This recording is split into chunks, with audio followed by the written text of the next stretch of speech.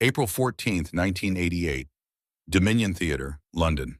The dressing room backstage was cramped and poorly ventilated, smelling of old makeup and decades of theatrical sweat. Freddie Mercury sat before a mirror surrounded by harsh fluorescent bulbs, staring at a reflection he barely recognized. The face looking back at him was gaunt, the cheekbones too prominent, the eyes sunken with exhaustion that went far deeper than a few restless nights. His hands trembled slightly as he reached for the makeup palette, and he noticed with detached clinical interest that his fingers looked thinner than they had just weeks ago. 41 years old. He was only 41 years old, but the man in the mirror looked ancient, worn down by something invisible eating away at him from the inside. Outside the dressing room, he could hear the chaos of final preparations for tonight's special performance. Time, the musical by Dave Clark, was in its final weeks at the Dominion Theatre, and tonight featured a star-studded charity gala with special guest performers. Among them, Cliff Richard, the British rock and roll legend who had been a household name since before Freddie Mercury even existed. And Freddie himself, though very few people beyond the production team knew he would be appearing. Freddie had insisted on keeping his participation quiet. No press announcements, no advance publicity, just one performance. One final chance to stand on a stage and do what he was born to do, before his body made that impossible forever. Because Freddie Mercury knew something that the rest of the world wouldn't learn for another 3 years. He knew he was dying. The diagnosis had come months earlier, delivered by doctors who spoke in careful euphemisms before finally saying the words HIV positive, AIDS, terminal, no cure, only a matter of time. How much time? That question haunted him. Months? A year? 2 years if he was lucky and the experimental treatments worked? Nobody could say with certainty. But what Freddie knew with absolute conviction was that his time on stage was running out, and every performance now felt like it might be his last. The door to his dressing room opened, and Cliff Richard entered, carrying 2 cups of tea with the casual ease of someone comfortable in theatrical spaces. He was 67 years old, but looked remarkably well-preserved, his famous smile still intact, his energy still vibrant. "Thought you might need this," Cliff said, offering one of the cups to Freddie. "The tea in these old theaters is always terrible, but it's better than nothing." Freddie accepted the cup with hands that shook more than he wanted them to, more than he could control. He saw Cliff notice the tremor, saw concern flash across the older man's face before being quickly masked with professional courtesy. "Thank you," Freddie said, his voice hoarse. He'd been fighting a persistent cough for weeks, and speaking required more effort than it should. Cliff settled into the chair beside Freddie's, studying him with an intensity that made Freddie uncomfortable. They had met several times over the years at industry events, had exchanged pleasantries and professional courtesies, but they weren't close friends. Cliff was from an earlier generation of British rock, a pioneer who had paved the way for everyone who came after. Freddie had always respected him, but had never sought out deeper connection.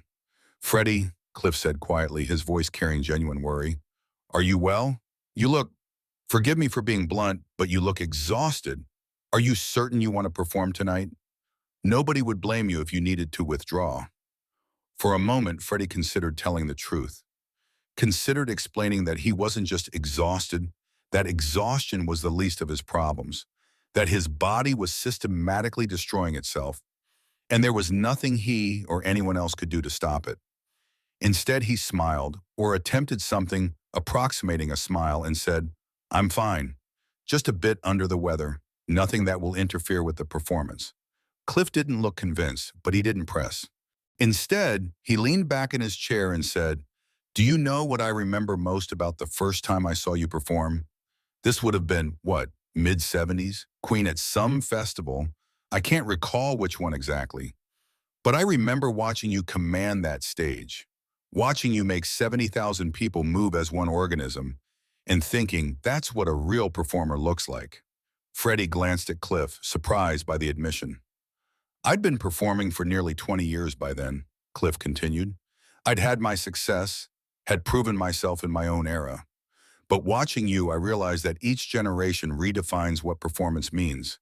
You took everything we'd done and pushed it further, made it bigger and more theatrical and more genuinely emotional. You made it art.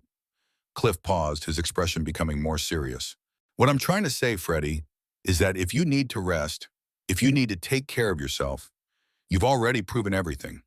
You don't have anything left to demonstrate. Your legacy is secure. Freddie was quiet for a long moment, staring at his reflection in the mirror. When he finally spoke, his voice was barely above a whisper. Do you want to know a secret, Cliff? Something I've never told anyone? Cliff nodded, leaning forward.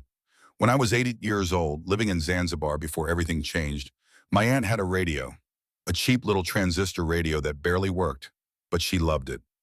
One day I heard a song coming from that radio that stopped me in my tracks. I didn't know who was singing. I didn't know anything about music or Britain or rock and roll. I just knew that the voice I was hearing made me feel something I'd never felt before. Freddie's hands had stopped trembling. His eyes, looking at his reflection, seemed to be seeing something beyond the present moment. The song was Living Doll. The voice was yours. You were the first British rock and roll singer I ever heard. And in that moment, listening to your voice on that terrible radio in that hot little room in Zanzibar, I knew what I wanted to be. I didn't have the vocabulary for it yet. I didn't understand what a performer was or how one became a singer, but I knew I wanted to make people feel what I was feeling. Cliff's expression had shifted, surprise and something like tenderness replacing his earlier concern. For years, Freddie continued, you were my template for what success looked like. Cliff Richard, the British rock and roll star who had conquered the charts and won the hearts of millions. When I came to England as a teenager, when I was just Farouk Bulsara trying to figure out how to exist in this strange new country, I collected your records. I studied your performances. I learned from watching how you connected with audiences. Freddie turned to look directly at Cliff for the first time since the conversation began. And now here we are, 30-some years later, and you're asking if I'm well enough to share a stage with you. Do you understand what that means to me? Do you understand that performing with Cliff Richard tonight, regardless of how my body feels, regardless of what's happening to me, this is the culmination of everything I've worked for?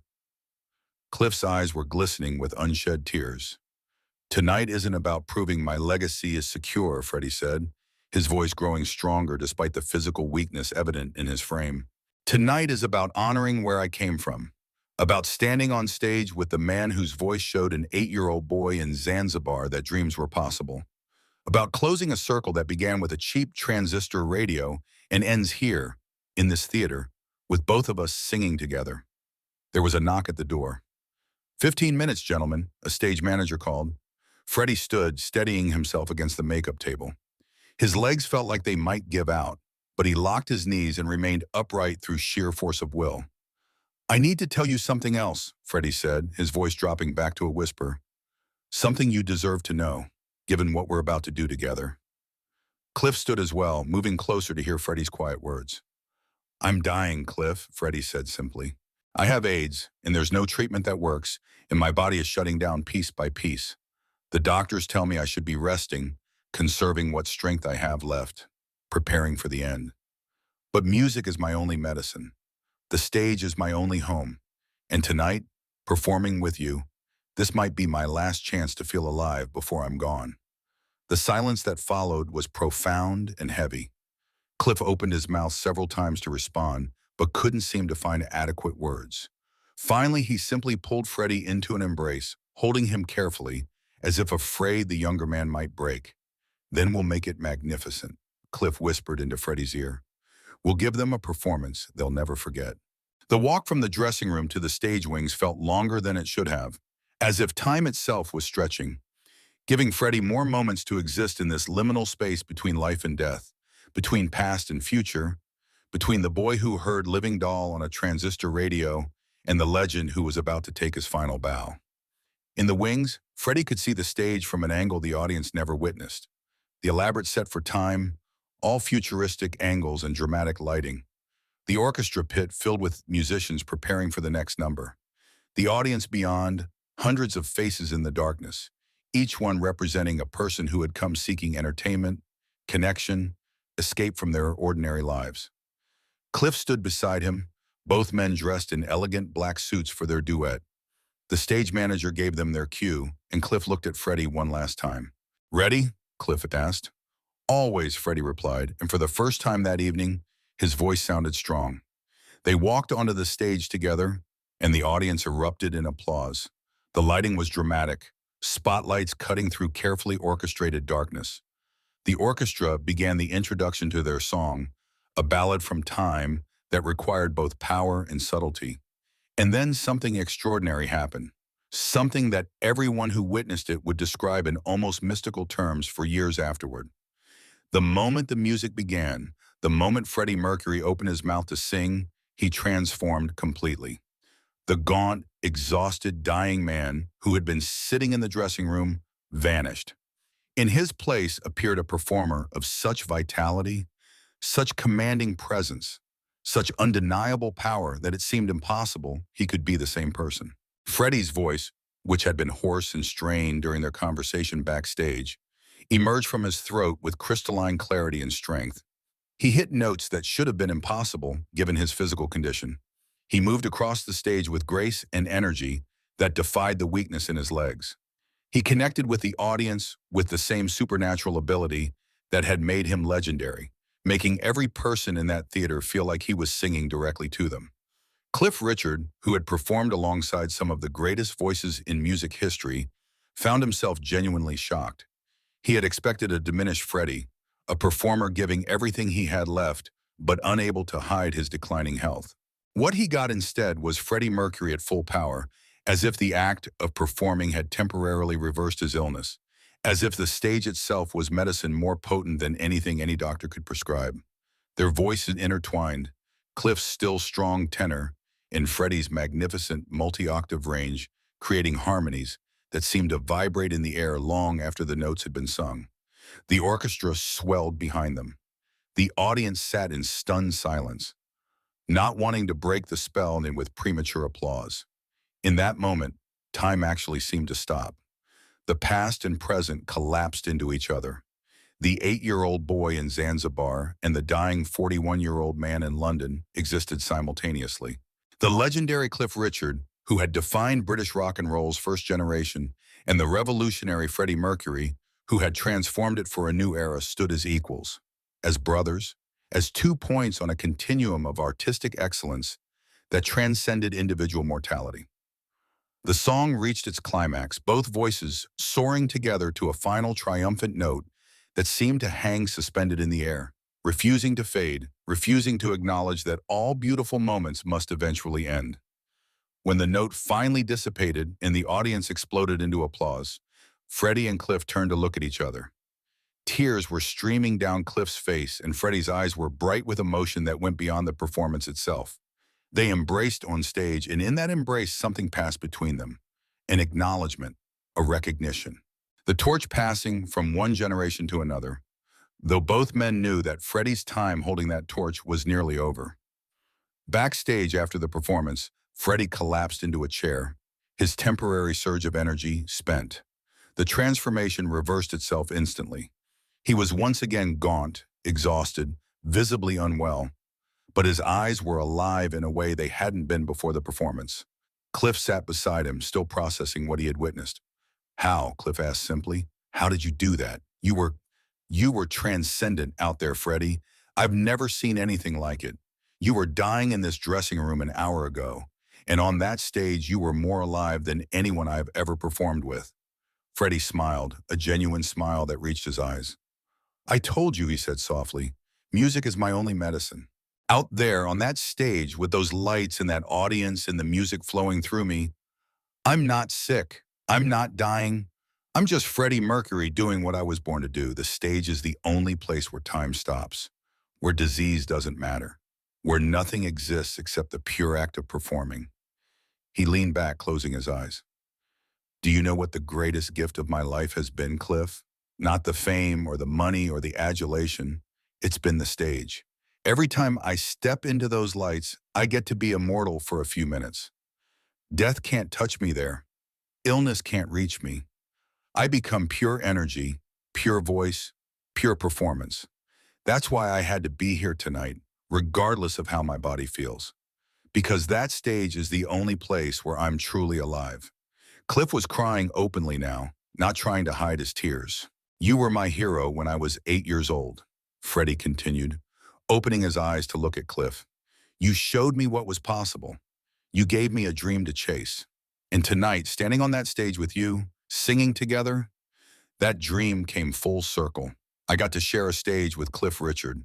I got to prove that the boy who listened to Living Doll on a cheap radio became someone worthy of standing beside his hero. You didn't just become worthy, Cliff said, his voice thick with emotion. You surpassed all of us, Freddie. You took what we started and made it something we could never have imagined. You're not my equal out there. You're my better. And I'm honored, truly honored, to have shared that stage with you tonight.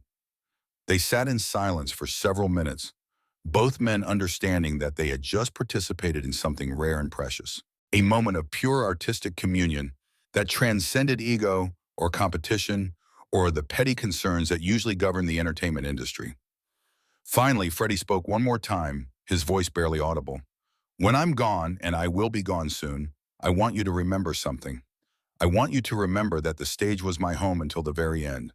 I want you to tell people that Freddie Mercury died doing what he loved, performing, connecting, making music that mattered. I want them to know that AIDS took my body, but it never touched my voice. It never diminished my ability to stand in those lights and be fully, completely, magnificently alive. 3 years later, when Freddie Mercury died on November 24, 1991, Cliff Richard was among the first to publicly commemorate him. In interviews, he talked about their final performance together at the Dominion Theater, about the miracle of Freddie's transformation on stage, about the conversation they'd had in that cramped dressing room. He told me music was his only medicine, Cliff said, tears evident in his voice even years later. And watching him that night, I understood what he meant. The stage didn't just give Freddie life, it was his life. And even when his body was failing, even when death was approaching, he could step into those lights and become immortal. The recording of their performance that night became legendary among Queen fans and collectors, though it was never officially released. Those who witnessed it in person described it in reverential terms, as if they had been present for something sacred, something that existed outside normal time and space. For Cliff Richard, that night represented something profound about the nature of performance and artistry. He had spent decades on stage, had achieved everything a performer could hope to achieve. But watching Freddie Mercury perform while literally dying, watching him access reserves of strength and passion that shouldn't have been possible, taught Cliff something new about what it meant to be truly dedicated to one's art. Freddie showed me that the greatest performers don't just do what they love, Cliff reflected years later. They are what they love. There was no separation between Freddie Mercury the person and Freddie Mercury the performer. The stage wasn't where he worked. It was where he existed most authentically. And in the end, when everything else was being taken from him, that stage remained his refuge, his medicine, his home. The story of that April night at the Dominion Theater, the dying legend and his childhood hero performing together, time stopping for one magical performance, became part of music folklore. It represented the eternal nature of art, the way performance can transcend physical limitations, the power of the stage to make someone immortal even as their mortal body fails. And perhaps most beautifully, it represented the closing of a circle that began with an 8-year-old boy in Zanzibar hearing Living Doll on a transistor radio and dreaming of someday becoming a singer. That boy had not only achieved his dream, but had surpassed it, had become everything he'd imagined and more, had stood on stage with his hero and proven himself worthy of that honor. Freddie Mercury's final performances weren't about proving anything to the world. They were about being himself, completely and without compromise, for as long as time would allow. And on that April night in 1908, time stopped just long enough for one last perfect moment, one last magical performance, one last chance to show the world that true artistry transcends mortality. The stage was Freddie Mercury's home until the very end, and on that stage, he was never anything less than immortal.